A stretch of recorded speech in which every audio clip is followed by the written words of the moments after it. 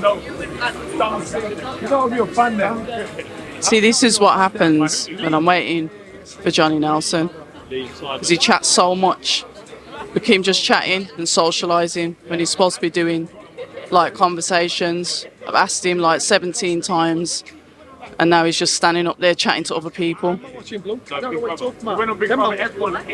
don't. I think I want to stand next to you, but I need someone to make sure we're both in the frame. Stay there. No, you. No, You get in here and let me check. Yeah, but you got to be next to me, innit? Right, So I need to. So let me see if Can if you stay there, I know where I'll be. No, can you see if Just check. we're Can you see his in? bowl? Are you pushing there? You see his bowl? Are we both in? It's not right though. What do you mean? I don't know how you do this stuff. What you need to what? You're too short. To what do you need to do? You're Turn too it. short. You're too short. Yeah. Too short. Oh look, and there, Savage Dan saves the day. You are so good with your hands, aren't you, Daniel? Daniel and his. Sorry, say that again. Daniel Miller.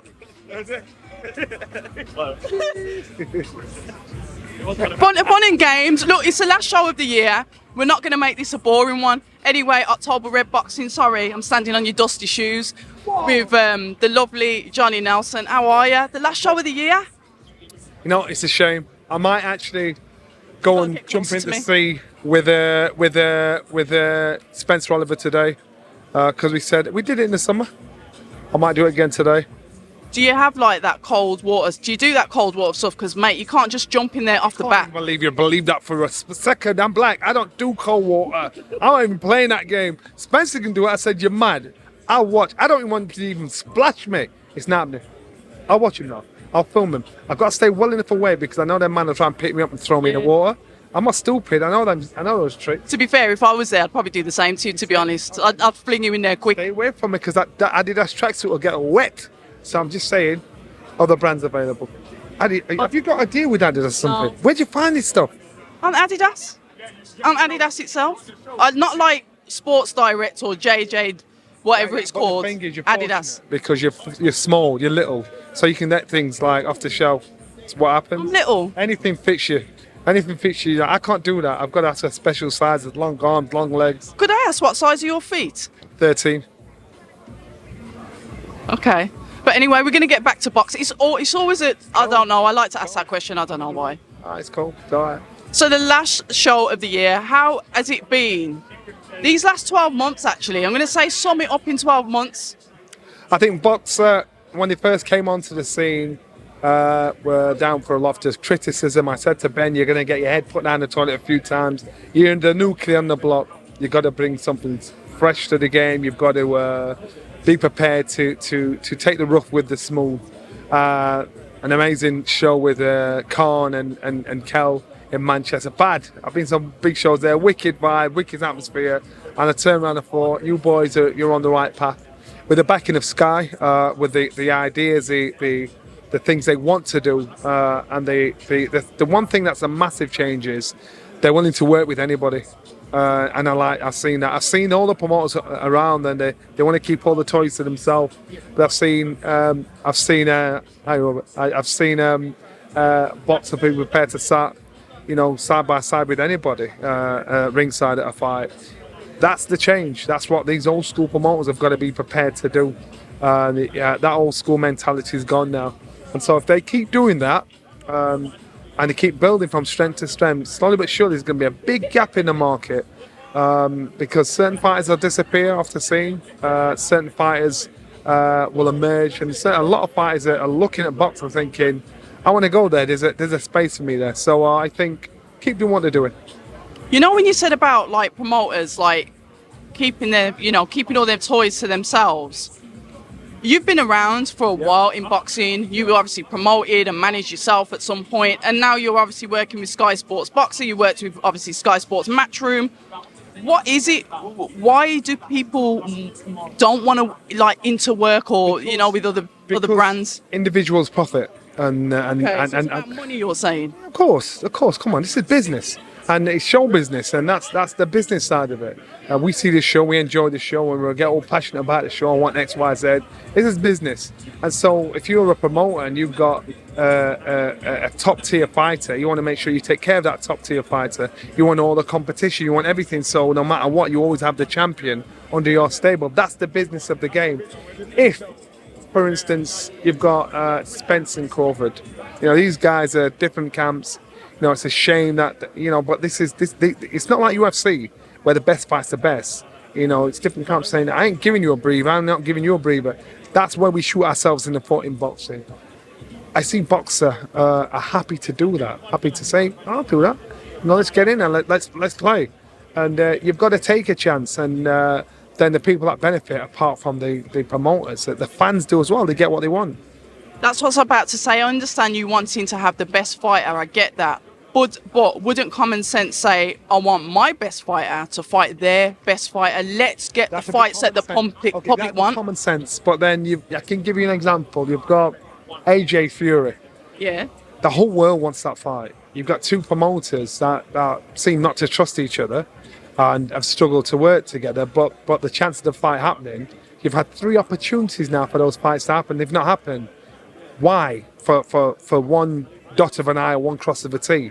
And so to me, it's their business. That's their business. Our business is fighting. Their business is their business. So, and that is not unique. Most promoters have done that all over the world, not just here in the UK. But I think Ben Shalom and Boxer, they've got a refreshing mentality towards it. It's a risk because you could put yourself in a position where all your top fighters are turned over. But so far, so good. But then we talk about that risk, and then you can say that then when Joseph Parker fought Joel Joyce, that was a risk. Boxer Sky Sports have signed Joseph Parker. He went in with the juggernaut, and then he got juggernauted, didn't he? Because let's face it, Joel Joyce is a force to be reckoned with. But that was a risky fight, and Boxer and Queensbury Promotions worked together to let that happen. Yeah, and that's my point. That's my point, and should happen more often. I can't think of a time. Now and again it's happened, but I can't think of a time where it's a given. It's like a title fight or something. Yeah, that's what I'm saying. But now I can. Now I can see it possible.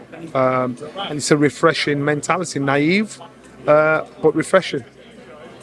So we're going to touch on 2023 Sky Sports Boxer, that relationship moving forward, and what we can expect in the new year. I know behind the scenes they're working on trying to get some fighters, and a lot of fighters that are tied up are wanting to talk to Boxer and getting on that roster.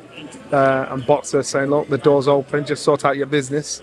And in doing that, I think 2023 you'll have some surprising signings, you'll have some surprising comebacks, you'll have some surprising results. This isn't rumour. I know for a fact.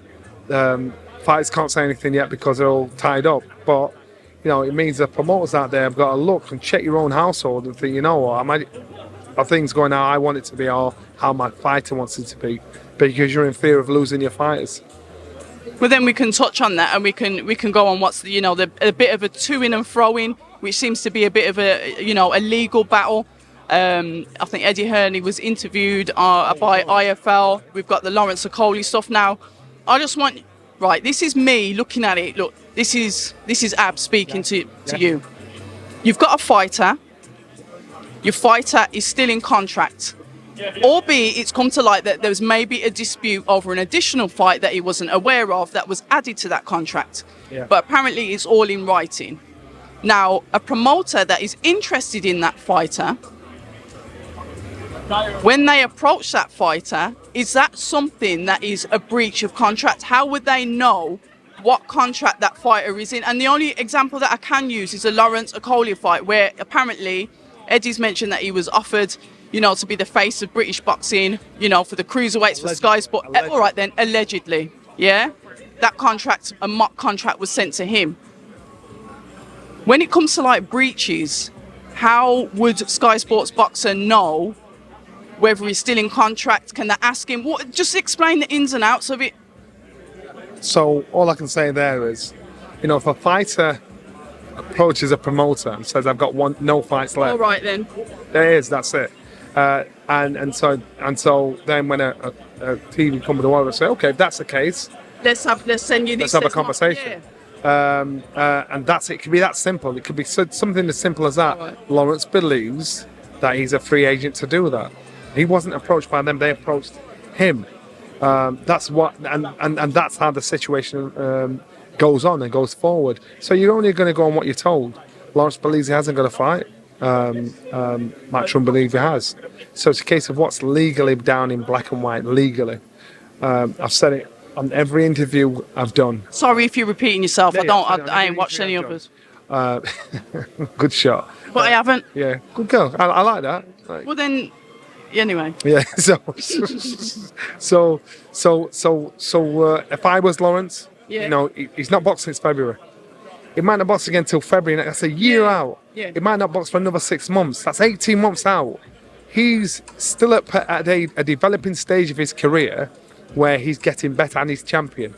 So what happens is he's missing out on his own personal physical development as a fighter.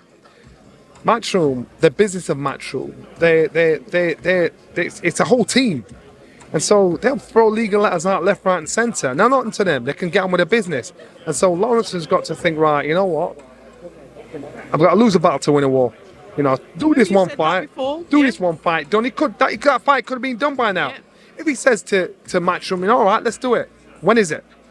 And the fight doesn't materialise next month or whatever, then they're that argument in breach. there. So I don't think there's anybody that they can bring for Lawrence to fight that he won't beat. I think Lawrence is a good fighter and he's proved that. He's a world champion. So who are they going to dig up? Look at the world champions that are out there. Any one of those world champions that are out there, I think Lawrence can beat them. So as an opponent for Lawrence, I'm thinking, well, Lawrence, you can do that. Say, all right, let's do the fight. You've got more chance of beating him than not. Obviously, boxing's boxing. You can lose a fight, but that's what I would do. And then he'd be out of this contract, out of this thing, and fighting. Instead of spending, I reckon it'll be 16 to 18 months before this man fights again. That's 18 crucial months of your career where you could have been earning money. Right now, you're spending money. You're spending money on solicitors. You're spending money on every. You're close to litigating yourself in case you say something, which will then lead on to another court case when you get sued. To me, bite the bullet. Say, right, you know what? I want to fight. Come on, let's do it. And then if they actively slow timing, actively mislead him or tell him something that's not correct, then that's on them. If he believes he's out of a contract, then just go and fight. If he honestly believes he's out of a contract, just go and fight. Deal with the consequences then. There's so many rumours that Eddie wants this and Sky have offered this to Lawrence. Deal with facts. And the fact is, all we can go on is what Lawrence is saying and what Eddie's saying. Not what third party said. Or we can go on. Remember, these two might have had information from each other through a third party. They've got to deal with fact. I get that. Well, I'm going to spin it and I'm going to put the shoes on the other feet. It's a boxer fighter that's in contract with yourselves. There's a discrepancy over the contract. Yeah. In contract with who?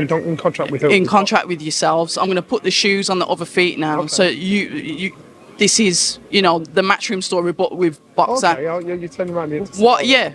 Yeah. What are you guys doing? Because you've got a fighter that, say for example, you value that fighter. Yeah. For example, they've got a certain amount of fights, and you are adamant. Look, you've got one more fight left. The position of you guys when you think that, say for example, Matchroom's gone under the door and then sent like a contract, and you're thinking, hold on a minute, look at what we've done for this fight. Do you understand? Of course, I understand. Eddie would be pissed. Yeah. If that was the case, and so There's always two sides, isn't there? two sides, and that's why I said to you, how do we know? How do you know? How does Eddie know? Anybody know that Lawrence hasn't gone to them? So I ain't got a fight left. I ain't got no fight left. So therefore they think we're free to do business. If you have, conversation stops right there, because what you told us is not correct. You've got to sort out your business. That's what's happening. That's the case. And so it's just the business of our sport, and unfortunately, it's just proper foolishness. I just think, come on, man, you're spending too much time out of the ring, and you're letting people catch you up and pass you by. And Like you're cutting off your nose and spiting your own face. yeah. And you might get a period victory. Say, yes, I told you. You've been out the ring 18 months. So it doesn't matter. Does You know, I it? said, don't matter. You don't, and at the end of the day, Matchroom will still go on if they want to. When Lawrence is retired, you know, and they'll still go on when most of the fighters have retired. So this is their business. That's what they do. So Matchroom, Lawrence, I hear where he's at. He's an intelligent, articulate young man, and he may have a point. But sometimes I bite the bullet and move on with your career. And you never know if they do this right. You know, you might 2-3 years down the line, you might Matchroom say, you know what, fair's fair, bit of rough water we went through. You know, you can come back to us, we'll give you a fight. You never know. I've seen it happen before with many other fighters. Ricky Hatton, Frank Warren, left and came back, Naz, Frank Warren, left and came back. So these things happen. But I've seen too many fighters waste time and spend money at the time when they should be earning it as fighters. No, I get that. I understand it because literally 1 year in a normal person's life is like 5-6 years in boxing years because of the type of job that you've got as a fighter. As a fighter, you spend your time on promises. Definitely got your fight next month. It's fell through next month. Next minute, 2 years have gone by. Next minute that your good work is left in the gym. Next minute, you're a bitter fighter because something didn't turn out for you. You know, Lawrence now, he's in a position where his career is in his hands. These are his decisions. As a professional fighter, you've got to think and act professionally, but act smart. So okay, is it smart? Is it smart? Is it a smart move for him? If we think it's a smart move for him to drag this on and think, sure, you're out of order, but let's deal with this situation, then that's his business. It's not mine or your business. That's how he wants to contract. And trust me, and anybody, at first you get people saying you're an Eddie fanboy. You know, I ain't an Eddie fanboy. I'm a fight fanboy. You know, I want the best for the fighters. I want the fighters to get what's best for them. And sometimes you're going to make decisions that aren't very popular, and people don't understand. Do what's best for you. Yeah, I think it's some wise words there, and I think we've heard it from, say, from the legal stance, sort of, from Eddie. We've heard Lawrence's side. I think the last side to hear would be obviously from Sky Sports, but hopefully that all gets sorted out. And like you said, Lawrence just gets back out fighting because that is what we want to see. Because there are fights out there, there's domestics out there, and there's obviously the international fights for him as well. Yes, and that's the whole point. But again, he's just got to do what's best for him. That's all we can say. So we're going to go to Saturday's card then, funny enough. I digressed a bit there, but I just wanted to get your thoughts on it. I know we touched on it briefly before, but we're going to talk about Saturday's card. What fights are you looking forward to and why? Well, I was looking forward to see Vidal Riley in action. I saw Vidal sitting ringside when Lawal was boxing for the British title, and I looked back at Vidal and said, you know what, you need to shout this out. I think you can be British champion now. All he needs is the rounds under his belt to understand the championship rounds. So that's off because Vidal's got a virus, unfortunately, and it's stumbled his consistency in regards to getting regular fights. After that, Dan Aziz, it's no secret I'm a massive fan of Dan, but I also understand this fight against Rocky Fielding. On paper, is a dangerous fight. Rocky Fielding's knocked out more fighters than Dan's had fights, and the two losses that he's had are to Smith and to Canelo. But now it's a case of how much Fielding's got left. Not a case of God, I don't know how this is going to turn out. Just now, Fielding's coming a pound over the weight. They gave him an hour to get it off. He's just said, sure, I ain't getting it off. Right, so why would he say that? Because he don't care. So that shows me his appetite. That shows me he's like, I'm not bothered, I ain't getting it off. That's a massive indication to me to say this guy, his heart's not in it. If you can say that as a fighter, making the weight is important. Like, making weight means so much, it's part of the fight game. So when he's got on the scale, I'm like, I'm not going to get another pound off. I thought, oh, right, you just told me something heavy there. And so I think, again, it's a case of what Fielding's got left.